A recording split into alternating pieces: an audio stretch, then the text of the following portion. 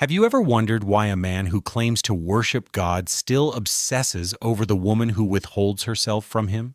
Carl Jung knew. He saw it long before modern psychology had words for it. Beneath every man's spiritual longing, beneath every whispered prayer, there lies a deeper hunger, a forbidden hunger, for the feminine mystery that refuses to belong to him. This is not just about religion. This is about the way men project divinity onto the unreachable. They call it God, but often it is a woman's silence they cannot endure. What Carl Jung said about God was never meant for the ordinary man who simply kneels and prays. Jung spoke of a deeper God, the God within the unconscious, the God hidden in shadow, desire, and projection. And here lies the first dark truth. To a man's psyche, the woman he cannot possess becomes an archetype of the divine. She becomes the spiritual wound he cannot close. Most women have no idea they carry this power, but some do. Some women know exactly what happens when they pull away, when they disappear into silence, when they refuse to explain. The man spirals. He does not understand why his obsession grows in proportion to her distance. It's not because she is cruel, it's because she represents the part of himself he has disowned, the anima, the feminine soul inside him that he never integrated. And so, he projects it outward onto her. Jung warned of this. He spoke of how men confuse the face of God with the face of the woman they can't have. It is easier to bow to a deity than to confront the raw, trembling shadow inside. But a man who is denied the feminine energy he craves will unconsciously believe he has been denied God himself.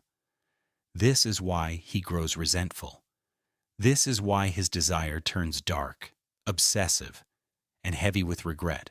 For a woman, understanding this gives her an unusual form of power, not the kind that manipulates, but the kind that transcends, the kind that chooses. When she knows that her silence echoes louder than her words, when she knows her detachment becomes his spiritual mirror, she stops explaining herself.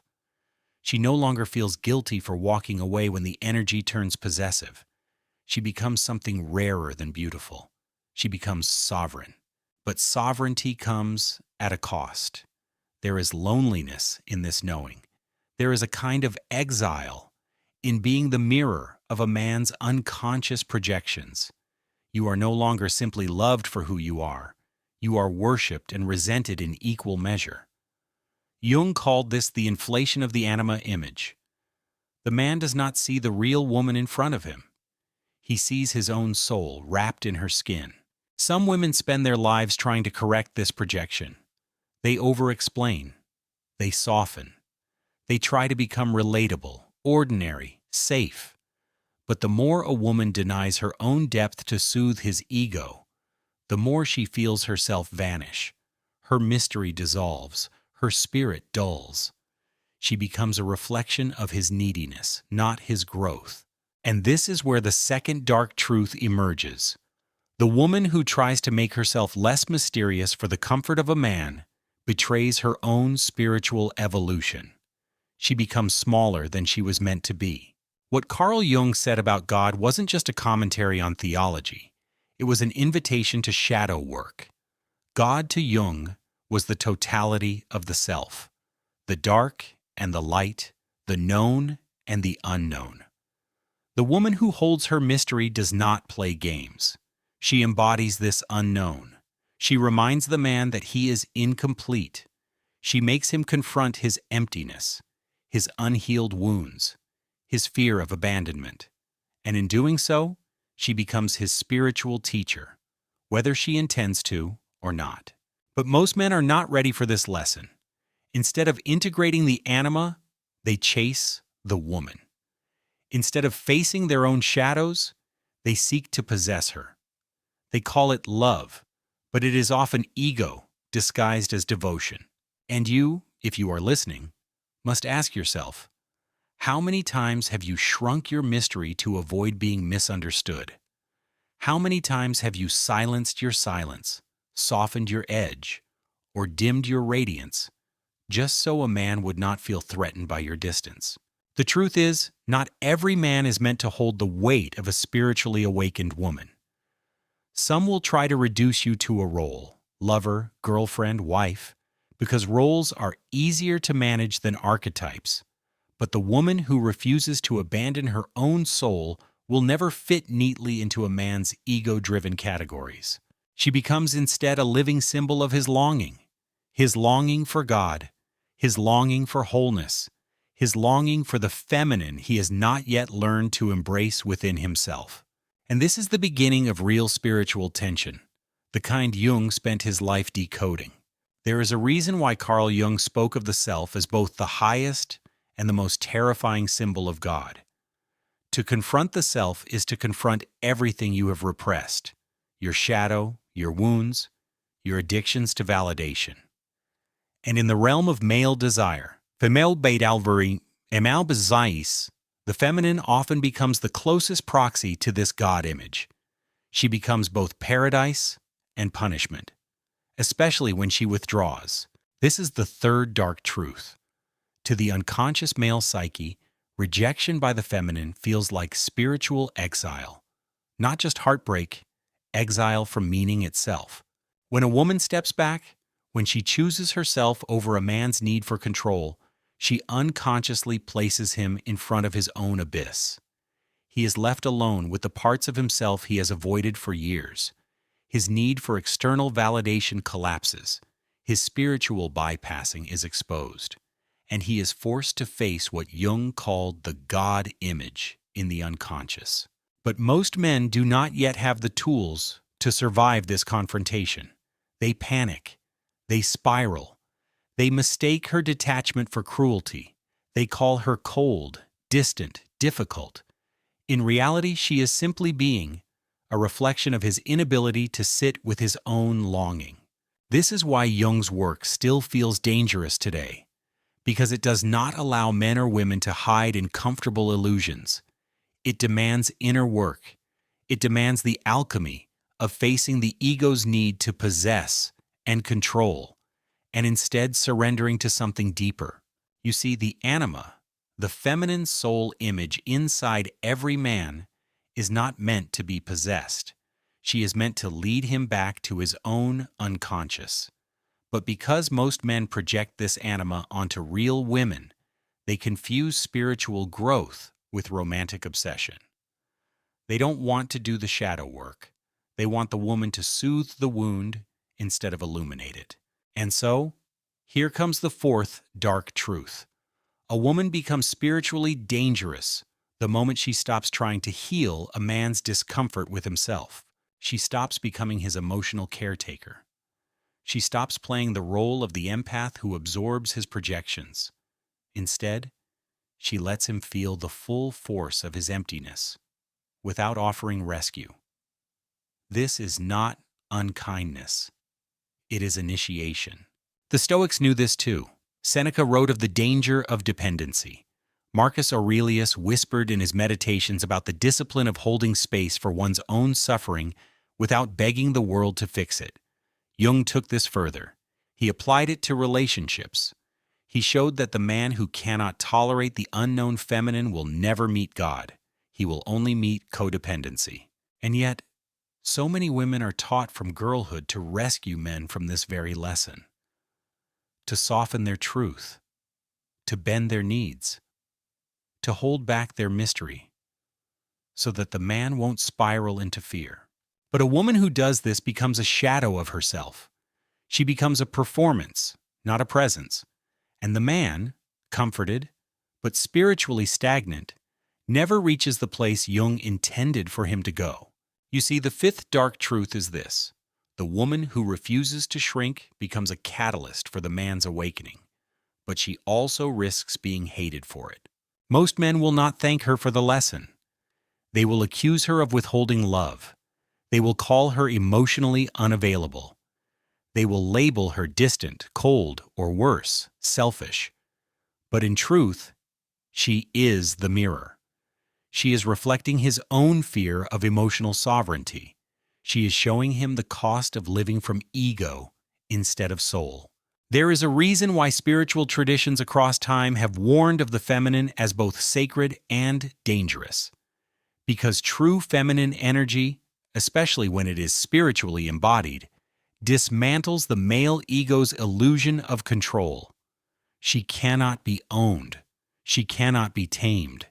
She cannot be turned into a manageable fantasy. This is why men worship and fear the goddess in equal measure. She holds the keys to death and rebirth, to desire and detachment. And when a woman lives from this place, not out of manipulation, but out of authentic knowing, she becomes more than a partner. She becomes an axis between heaven and earth. But this role is not for the faint of heart. It is not for the woman who still needs external validation to feel worthy. It is for the woman who has walked through her own shadows, who has faced her own hunger for approval and decided to let it die. The sixth dark truth is simple, but brutal. The woman who embraces her spiritual mystery will walk alone before she is ever truly met. Most men will try to possess her before they try to understand her. They will try to turn her into comfort, into a solution for their loneliness, instead of stepping into the fire of their own growth. And yet, for the woman who knows herself, this is no longer a tragedy. It is a filtering system. It is the way she separates those who seek control from those who seek consciousness. There is a certain kind of woman who understands this filtering system, not intellectually, but viscerally. She has lived it. She has watched men approach her not for who she is, but for what she symbolizes. She has been placed on pedestals she never asked for, only to be torn down the moment she does not conform to the fantasy. This is the seventh dark truth behind what Carl Jung said about God. The feminine is not here to make a man feel safe. She is here to awaken the parts of him that prefer comfort over transformation. This is why the woman who walks away feels like death to a man who has not met his own soul. Her silence becomes a void he cannot explain. Her detachment becomes the absence of God, not because she is cruel, but because she has stopped serving his projections. She has ceased to be his spiritual mother, his emotional nurse, his validation machine. She has become herself. Jung called this the process of individuation. It is the path of becoming whole, not for someone else, but within oneself. The man who chases the unattainable woman is often not chasing her at all. He is chasing his own missing pieces, but until he stops projecting, he will stay trapped in the cycle of desire and despair. And you, as a woman, must choose. Will you continue to soothe the male ego to avoid conflict?